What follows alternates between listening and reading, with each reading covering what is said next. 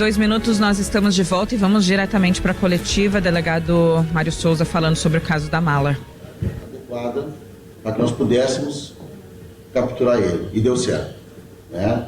Porque ele o tempo inteiro deixava claro que os movimentos dele, nos confirmamos agora, vamos avaliar ainda celulares, notebook, enfim, que ele queria ter controle sobre o que estava acontecendo.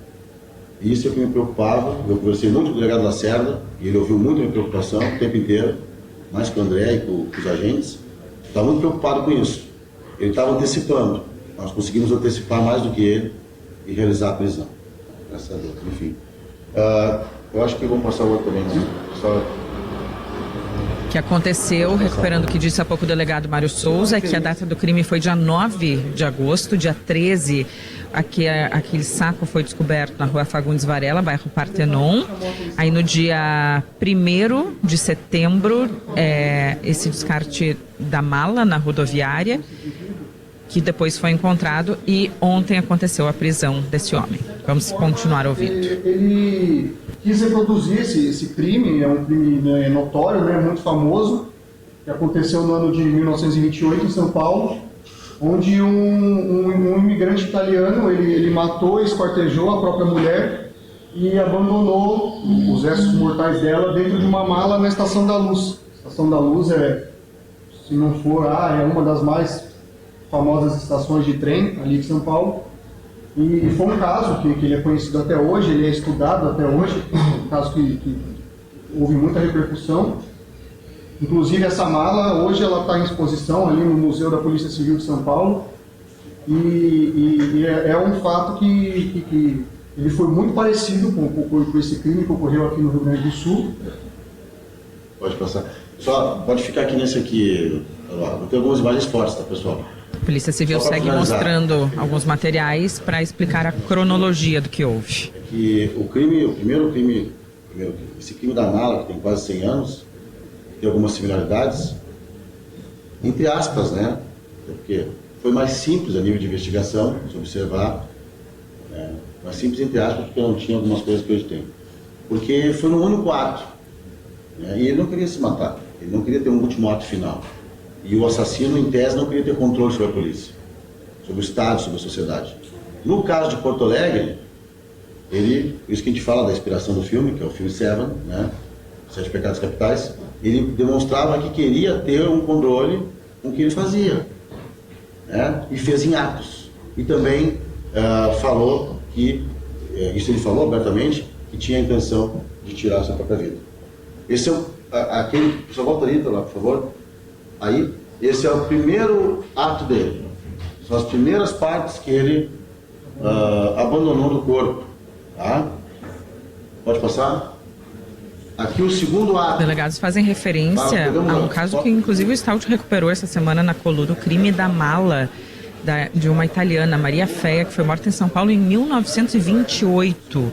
A polícia está fazendo referência a esse caso para explicar também a dinâmica do que aconteceu agora em Porto Alegre. Vamos ouvir. O terceiro ato, que seria, né, na avaliação, é claro, isso ele não falou, né, nem comentou, e vai ter depois a oportunidade de dar seu depoimento com o seu advogado, que seria o abandono da cabeça, do crânio dessa pessoa, e o final que seria, isso ele falou abertamente, né, comentou, caminhando ali, enfim, que iria retirar sua própria vida como o ato final de tudo isso, né.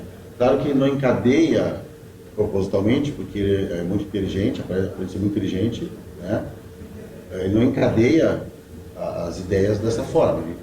Em certas partes ele diz que não é assim, por nada, enfim, a gente vai falar mais sobre isso depois. Aqui os objetos apreendidos. Bom, como eu imagino que pode ser observado naquelas imagens que foram divulgadas ontem, ao longo do dia, no horário do almoço, o sujeito, ele trajava, né, essas roupas, ele estava com essa blusa aqui, essas luvas, boné e a máscara. Além disso, ele estava com uma camiseta preta também, com desenhos na cor branca. Em relação à imagem que foi divulgada ontem, um homem de máscara cirúrgica, luvas e boné. E além disso, ele trazia consigo esses aparelhos celulares Inclusive, um deles era o aparelho celular da vítima, um aparelho notebook, né? E alguns cartões e alguns documentos. Alguns documentos, inclusive documentos falsos dele mesmo, e documentos da vítima também. Inclusive cartões de crédito da vítima. Pode permanecer, obrigado. Pessoal, A gente então... está mostrando também imagens no YouTube de GZH agora, tudo que foi encontrado, boné, a roupa, os materiais que estavam com este homem que foi preso ontem. Deu uma sequência, né, daquilo que aconteceu. Importante dizer que me questionaram já agora, eu disse que falaria aqui, não tem problema em falar isso. Por que que, em paralelo a isso também, a nossa Delegacia de Desaparecidos trabalhou em conjunto fazendo uma apuração de todas as mulheres que tinham desaparecido no Rio Grande do Sul e não haviam sido localizadas, porque poderia ser ela. Depois, também com o apoio do GI, do Gabinete de Inteligência da Polícia Civil, começamos um trabalho pela Delegacia de Desaparecidos HPP para tentar avaliar todas as mulheres que teriam desaparecido no Paraná e Santa Catarina, para tentar encontrar a vítima. Porque no primeiro momento nós tínhamos, como sempre, né, o objetivo de prender o homem e também de identificar a vítima, encontrar, né, dados sobre a vítima. E nós descobrimos porque os parentes da vítima, que é gaúcha, né, é do Rio Grande do Sul, essa mulher, ainda falta, eu vou falar aqui, dizendo para vocês o que nós podemos dizer, né, uma pessoa acima de 60 anos, gaúcha, é o que nós podemos falar nesse momento, porque nós vamos depois, justamente com o apoio do Dr. Barragan, né, fazer a confirmação oficial para que nós possamos passar isso.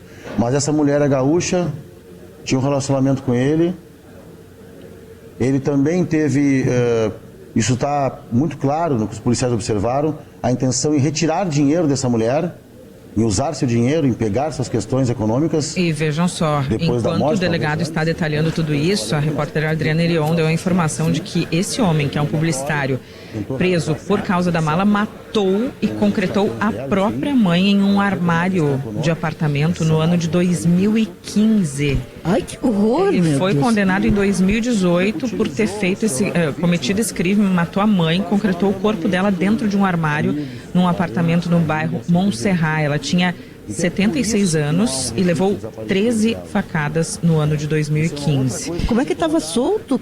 Ricardo Jardim, de 66 anos, esse homem que agora foi preso de novo, dessa vez pelo caso da mala. Tinha sido condenado, Rosane, a 28 anos de prisão pela morte da mãe, mas progrediu para o regime semiaberto no ano passado. Vamos seguir ouvindo. Nós vamos... agora, tem razão. Nós vamos aqui, que eu tinha combinado com alguns dos colegas da imprensa, eu vou só passar o vídeo aqui agora, já que eles tinham pedido, tá, chefe? Sim, sim. Só mostra o vídeo e passa... essa senhora? Tá. Vou só mostrar alguns vídeos aqui, e aí vou passar a palavra pro diretor aqui, o Dr. Barragan, e depois para o subchefe de polícia. Vamos lá. Dá para desligar aqui, sei lá, não? Essa luzinha aqui. Usa daí? Nossa, o caso só vai ficando mais chocante, né? Porque já seria chocante se fosse apenas, e aí apenas entre aspas, obviamente, né, gente? Matar uma mulher com a qual ele se relacionava, da qual ele queria tirar dinheiro, e aí cortar esse corpo, deixar uma parte num lugar, outra parte dentro de uma mala guardada na rodoviária, a cabeça ainda não apareceu. Mas não, esse homem foi condenado em 2018 a 28 anos de prisão. Não, e olha que barbaridade. 2018 é ontem, faz 7 anos. E olha que barbaridade o crime que ele cometeu. Ele matou a própria mãe e concretou o corpo. Olha, quando a gente fala nesse absurdo que é a forma do regime de progressão, o quanto fica fácil para as pessoas matarem, né? Ficou 7 anos preso. 8, não, nem ficou, não chegou a 7 preso. Não chegou a 7 ano passado. Não chegou a 7 ano passado, já saiu. E aí, pronto para cometer um crime bárbaro desses. Não, olha, é o fim do mundo. Vamos seguir ouvindo o que está dizendo a Polícia Civil em coletiva neste momento. Eu passo o primeiro.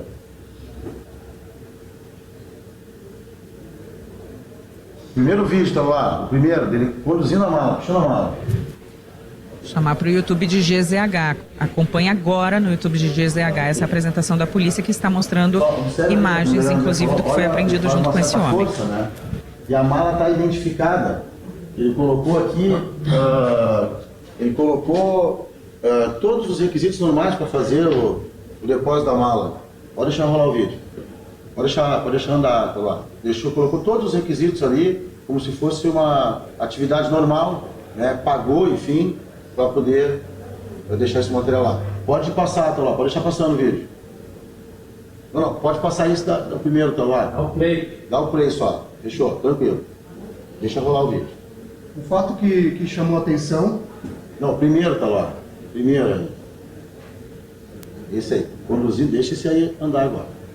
O fato que chamou a atenção e que depois ele nos confirmou que ele fez isso justamente para despistar a polícia, é que ele colou uma folha de sulfite na mala e colocou o nome e o contato de um escritório de contabilidade que fica localizado na cidade de Canoas.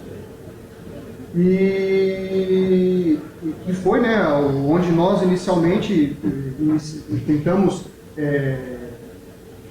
partir a investigação, até porque lá tinha o nome de uma pessoa, né, um telefone, mas ouvimos essa pessoa, conversamos com ela e depois de fazer a auditiva dela, constatamos que de fato a pessoa não tinha nada a ver, ela nem sabia do que se tratava. E depois ele confirmou que foi um ato deliberado dele para despistar a polícia. Ele tentou aí, confirmando, né, a ideia de ter controle do que estava acontecendo. Ele plantou várias provas falsas, essa foi uma delas. Letícia Mendes está conosco, está acompanhando essa entrevista coletiva. Traz mais detalhes para a gente, Letícia, porque se achávamos que era chocante o caso da mala, ainda vem com esse histórico do homem condenado a 28 anos de prisão por ter matado e concretado a própria mãe em 2015 em Porto Alegre. É isso mesmo, Andressa. Chama muita atenção, né? Esse caso já vinha despertando muita atenção, mas agora, então, a gente sabe que esse homem, esse publicitário, o Ricardo Jardim, que tem 66 anos, ele já havia sido preso lá no ano de 2015, depois que a mãe dele, a Vilma Jardim, uma idosa que tinha 76 anos, ela foi encontrada morta. O que aconteceu na época, Andressa? Só para os ouvintes entenderem. Essa idosa, ela morava num apartamento ali no bairro Montserrat, aqui em Porto Alegre.